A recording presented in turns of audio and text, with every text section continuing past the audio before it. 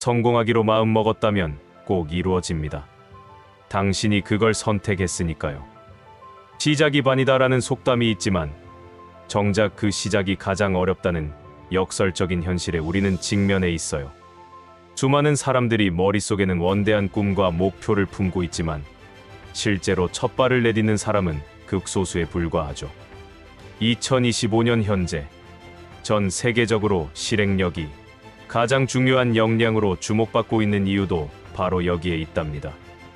하버드 비즈니스 스쿨의 연구에 따르면 새해 목표를 세운 사람 중 92%가 목표를 달성하지 못한다고 해요.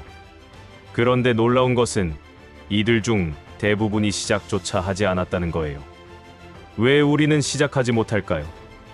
그리고 어떻게 하면 이 거대한 심리적 장벽을 넘어설 수 있을까요? 이 글에서는 시작의 심리학과 뇌과학을 탐구하고 누구나 실천할 수 있는 구체적인 방법을 제시하려고 해요. 시작하지 못하는 가장 큰 이유는 완벽주의예요. 우리는 처음부터 완벽한 계획을 세우려고 하고 모든 조건이 갖춰져야만 시작할 수 있다고 생각해요. 하지만 이런 완벽주의는 오히려 우리를 마비시켜요.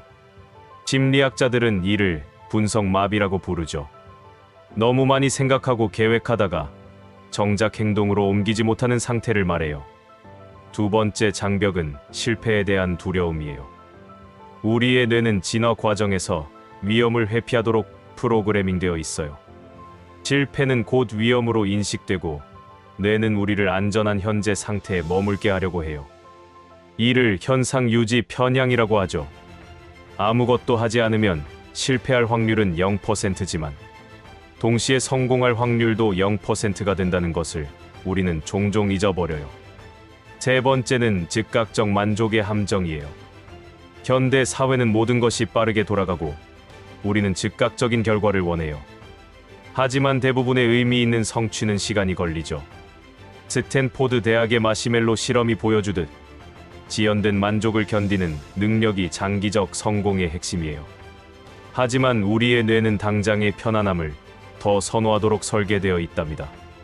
네 번째는 비교의 덫이에요. 소셜미디어 시대에 우리는 끊임없이 다른 사람들의 성공을 목격해요. 하지만 우리가 보는 것은 그들의 최종 결과물일 뿐, 그들이 겪은 수많은 실패와 작은 시작들은 보이지 않죠. 이런 비교는 우리를 위축시키고 나는 저렇게 될 수 없어라는 자기 제한적 믿음을 만들어내요. 다섯 번째는 자기 효능감 부족이에요. 심리학자 알버트 반두라가 제시한 개념으로 자신이 특정 과제를 성공적으로 수행할 수 있다는 믿음을 말해요. 과거의 실패 경험이나 부정적인 피드백은 우리의 자기 효능감을 낮추고 나는 할 수 없어 라는 생각을 강화시켜요. 이런 낮은 자기 효능감은 시도조차 하지 않게 만드는 강력한 장벽이 되죠. 여섯 번째는 선택 과부하예요. 현대 사회는 너무 많은 선택지를 제공해요. 무엇을 시작해야 할지, 어떤 방법을 써야 할지, 언제 시작해야 할지. 이런 수많은 선택지들은 오히려 우리를 마비시켜요. 심리학자 베리 슈워츠는 이를 선택의 역설이라고 불렀죠. 선택지가 많을수록 오히려 선택하기 어려워지고 결국 아무것도 선택하지 않게 된다는 거예요. 일곱 번째는 에너지 관리 실패예요. 많은 사람들이 시작하려고 마음먹지만 정작 시작할 에너지가 없어요. 하루 종일 일하고 지친 상태에서 새로운 것을 시작하기란 정말 어렵죠. 우리의 의지력은 한정된 차원이고 하루 동안 수많은 결정을 내리면서 고갈돼요. 이를 결정 피로라고 해요. 내가 생각했을 때 가장 중요한 것은 이런 장벽들이 모두 정상적인 반응이라는 것을 인정하는 거예요. 우리 모두가 겪는 보편적인 경험이죠. 중요한 것은 이런 장벽들을 인식하고 그것을 극복할 수 있는 전략을 갖는 거예요. 그리고 그 전략의 핵심은 바로 작게 시작하기랍니다. 작은 성공의 힘은 단순히 동기부여 차원을 넘어서요. 신경과학적으로 볼 때 우리가 작은 목표를 달성할 때마다 뇌에서는 도파민이 분비돼요. 도파민은 보상 호르몬으로 우리에게 즐거움을 주고 그 행동을 반복하고 싶게 만들어요. 이것이 바로 작은 성공이 더 큰 성공으로 이어지는 생물학적 메커니즘이랍니다. 하버드 비즈니스 스쿨의 테레사 아마빌레 교수는 진전의 원리를 발견했어요. 직장인들의 일기를 분석한 결과 가장 행복하고 생산적인 날은 큰 성취를 이룬 날이 아니라 의미 있는 일에서 작은 진전을 이룬 날이었다는 거예요. 아무리 작은 진전이라도 그것이 우리에게 주는 심리적 영향은 엄청나답니다. 작은 성공은 자기 효능감을 높여요. 앞서 언급한 반두라의 이론에 따르면 성공 경험은 자기 효능감을 높이는 가장 강력한 방법이에요. 나는 할 수 있다. 는 믿음은 추상적인 긍정적 사고가 아니라 실제 경험에서 나오는 거죠. 팔굽혀펴기 1개를 성공하면 내일은 2개를 할 수 있다는 믿음이 생겨요. 심리학에서는 이를 성공 나선이라고 불러요. 작은 성공이 자신감을 만들고 그 자신감이 더 큰 도전을 가능하게 하며 그 도전의 성공이 또 다시 자신감을 높이는 선순환 구조예요. 반대로 실패의 악순환에 빠지면 빠져나오기 어렵죠. 그래서 처음에는 절대 실패할 수 없을 만큼 작게 시작하는 것이 중요해요. 작은 성공의 또 다른 장점은 심리적 부담의 감소예요. 큰 목표는 우리를 압도하고 스트레스를 주지만 작은 목표는 달성 가능해 보여요. 이는 우리의 스트레스 호르몬인 코르티솔 수치를 낮추고 더 명확하게 사고할 수 있게 해줘요. 스트레스가 줄면 창의성도 높아지고 문제 해결 능력도 향상된답니다. 작은 승리의 축하도 중요해요. 우리는 종종 작은 성취를 대수롭지 않게 여기지만 이것을 의식적으로 인정하고 축하하는 것이 중요해요. 뇌는 축하받은 행동을 더 기억하고 반복하려고 해요. 일기에 작은 성공을 기록하거나 스스로에게 작은 보상을 주는 것도 좋은 방법이에요. MIT의 연구에 따르면 작은 목표를 달성하는 과정에서 우리의 뇌는 새로운 신경 경로를 만들어요. 이 경로가 강화될수록 그 행동은 더 쉬워지고 결국 의식적인 노력 없이도 할 수 있는 자동화 단계에 이르게 돼요. 이것이 바로 습관이 형성되는 과정이죠. 작은 성공은 또한 정체성 변화를 가져와요. 매일 1페이지씩 읽는 사람은 점차 자신을 독서하는 사람으로 인식하게 돼요. 이런 정체성의 변화는 행동의 지속성을 높여요. 나는 독서하는 사람이야 라는 정체성을 가진 사람은 책을 읽는 것이 자연스러운 행동이 되죠. 습관은 우리 뇌의 기저핵이라는 부분에서 관장해요. 이 부분은 의식적인 사고 없이도 자동으로 행동할 수 있게 해주는 역할을 해요. 처음에는 전전두피질에서 의식적으로 처리하던 행동이 반복을 통해 기저핵으로 이동하면 그것이 바로 습관이 되는 거예요. 이 과정은 평균 66일이 걸린다는 연구 결과가 있답니다. 찰스 두이그의 습관의 힘에서 소개된 습관고리는 신호, 반복 행동, 보상의 3단계로 구성돼요. 예를 들어 아침에 일어나면 신호 물 한 잔을 마시고 반복 행동 상쾌함을 느끼는 보상 것이죠. 작은 시작을 습관으로 만들려면 이 3요소를 의도적으로 설계해야 해요. 뇌의 가소성 덕분에 우리는 나이와 상관없이 새로운 습관을 형성할 수 있어요. 런던 택시 운전사들의 해마가 일반인보다 크다는 연구 결과처럼 반복적인 훈련은 실제로 뇌의 구조를 변화시켜요. 작은 행동의 반복이 뇌를 물리적으로 변화시킨다는 것은 정말 놀라운 사실이죠.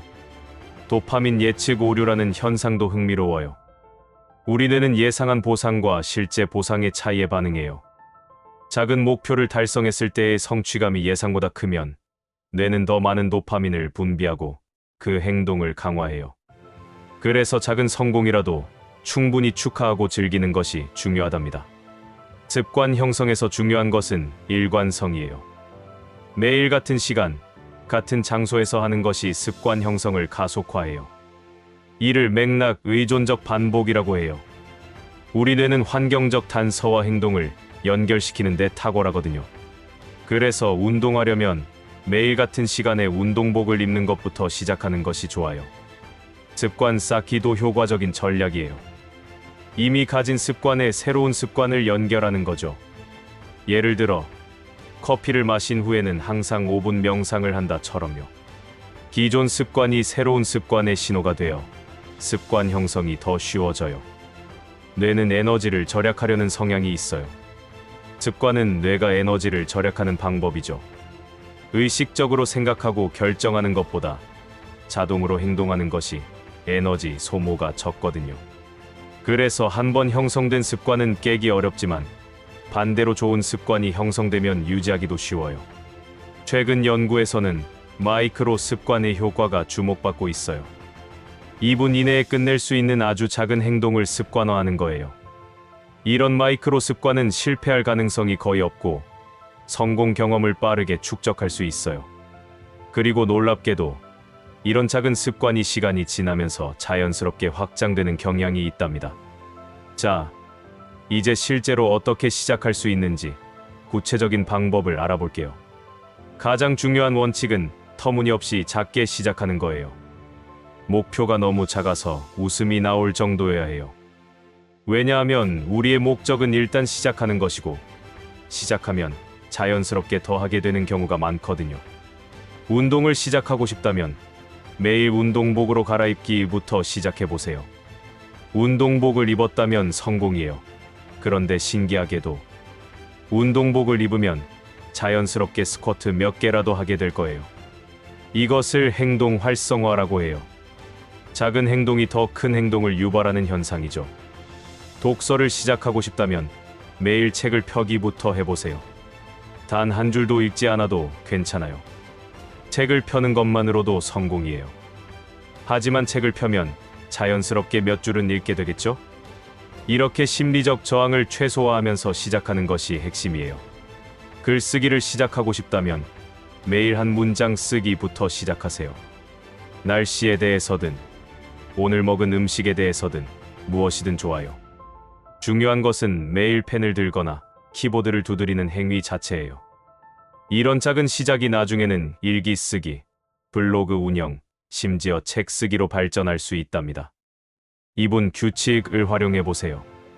데이비드 앨런의 GTD 방법론에서 나온 개념인데 2분 이내에 끝낼 수 있는 일은 바로 하는 거예요.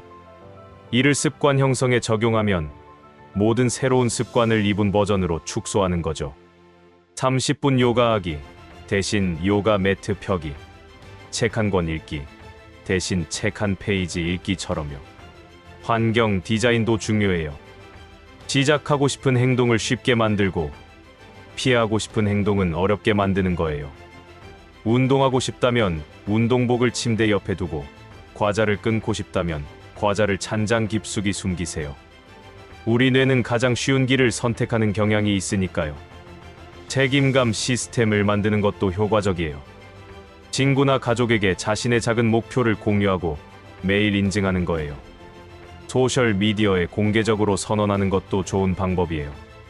사회적 압력은 강력한 동기부여가 되거든요. 하지만 목표는 여전히 작게 유지하는 것이 중요해요. 시각적 추적을 해보세요. 달력에 X표시를 하거나 습관 추적 앱을 사용하는 거예요. 연속된 X표시를 보면 그 연쇄를 끊고 싶지 않은 심리가 작동해요. 제리 사인필드는 매일 농담을 쓰는 습관을 이 방법으로 유지했다고 해요. 시각적 피드백은 우리의 동기를 강화시켜준답니다. 도미노 효과는 물리학자 로네 화이트헤드가 발견한 놀라운 현상이에요. 하나의 도미노는 자신보다 1.5배 큰 도미노를 쓰러뜨릴 수 있다는 거죠. 이를 계산하면 손톱만한 도미노로 시작해서 29번째 도미노는 엠파이어 스테이트 빌딩만큼 커진다고 해요. 우리의 작은 시작도 마찬가지예요. 오늘의 작은 행동이 내일의 더 큰 성취를 가능하게 만들죠. 복리의 개념도 여기에 적용돼요.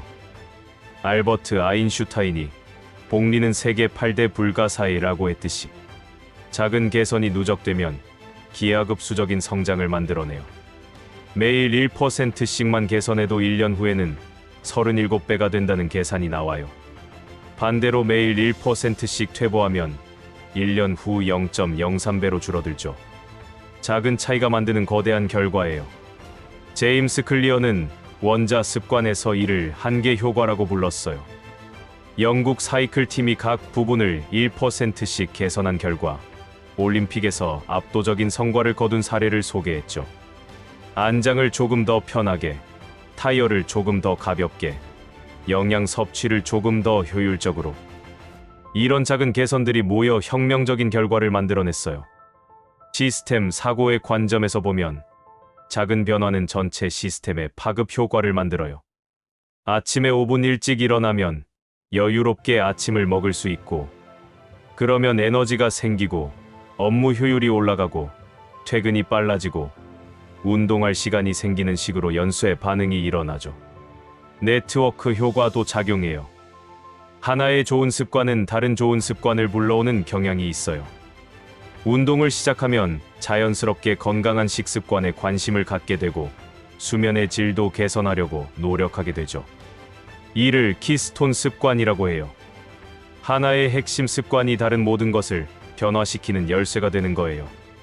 시간이 지날수록 작은 시작의 효과는 가속화돼요. 처음 한 달은 변화가 미미해 보일 수 있지만 3개월, 6개월이 지나면 눈에 띄는 변화가 나타나요. 이를 지연된 만족이라고 하는데 현대 사회에서 가장 부족한 능력 중 하나죠. 하지만 작은 시작을 통해 이 능력을 기를 수 있어요. 모멘텀의 힘도 무시할 수 없어요. 물리학에서 운동량을 뜻하는 이 개념은 인생에도 적용돼요. 일단 움직이기 시작하면 계속 움직이는 것이 더 쉬워져요. 정지 상태에서 움직이기 시작하는 것이 가장 어렵지. 일단 굴러가기 시작하면 관성의 법칙이 작용하죠. 작은 시작이 만드는 가장 큰 변화는 마인드셋의 전환이에요. 나는 할 수 없어에서 나는 할 수 있어로, 나는 게으른 사람에서 나는 꾸준한 사람으로 자기 인식이 바뀌어요. 이런 정체성의 변화가 일어나면 더 이상 의지력에 의존하지 않아도 돼요. 그것이 나이기 때문에 자연스럽게 행동하게 되는 거죠. 스타벅스의 하워드 슐츠는 처음에 시애틀의 작은 커피 원두 판매점에서 시작했어요. 그는 이탈리아 여행에서 에스프레소 바 문화를 경험하고 미국에도 이런 공간이 필요하다고 생각했죠.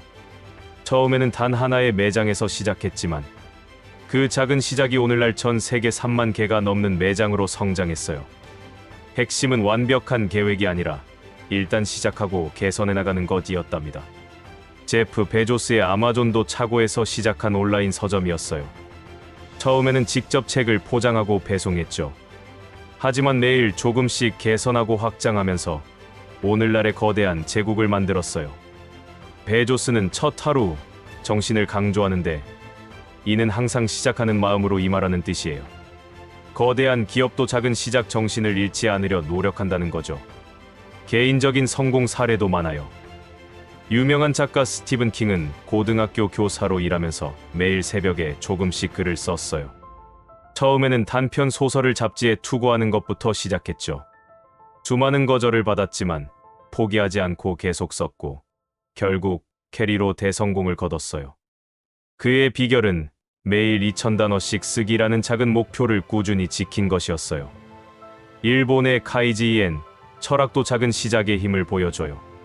도요타는 이 철학을 통해 세계 최고의 자동차 회사가 되었죠. 직원 누구나 아무리 작은 개선 아이디어라도 제안할 수 있고 이를 즉시 실행에 옮겨요. 한 해에 수백만 개의 작은 개선이 이루어지고 이것이 모여 혁신을 만들어내는 거예요. 현대의 성공 사례 중에는 마이크로 학습이 있어요. 듀오링고 같은 언어 학습 앱은 하루 5분만 투자하도록 설계되어 있어요. 이 작은 시간 투자가 1년이면 30시간, 3년이면 90시간이 되죠. 실제로 많은 사용자들이 이 방법으로 새로운 언어를 익혔어요. 핵심은 부담 없는 작은 단위로 꾸준히 하는 것이었답니다. 1만 시간의 법칙도 결국 작은 시작의 누적이에요. 말콤 글래드웰이 소개한 이 개념은 어떤 분야의 전문가가 되려면 1만 시간의 의도적 연습이 필요하다는 거예요. 하루 3시간씩 10년이면 1만 시간이 되죠. 하지만 하루 30분부터 시작해도 괜찮아요. 중요한 것은 시작하고 지속하는 것이니까요. 실리콘밸리의 린 스타트업 방법론도 작은 시작의 철학을 담고 있어요. 완벽한 제품을 만들려고 몇 년을 투자하는 대신 최소 기능 제품을 빠르게 출시하고 고객 피드백을 받아 개선해 나가는 거죠. 페이스북, 트위터, 인스타그램 모두 이런 방식으로 시작했어요. 처음엔 정말 단순한 기능만 있었지만 사용자 피드백을 통해 진화했죠. 내가 생각했을 때 가장 인상적인 사례는 일반인들의 변화예요. 100kg이 넘던 사람이 매일 5분 걷기부터 시작해서 마라톤을 완주하게 되고, 글쓰기를 두려워하던 사람이 매일 일기 한 줄부터 시작해서 베스트셀러 작가가 되는 이야기들이요. 이들의 공통점은 거창한 목표가 아니라 오늘 할 수 있는 가장 작은 일부터 시작했다는 거예요.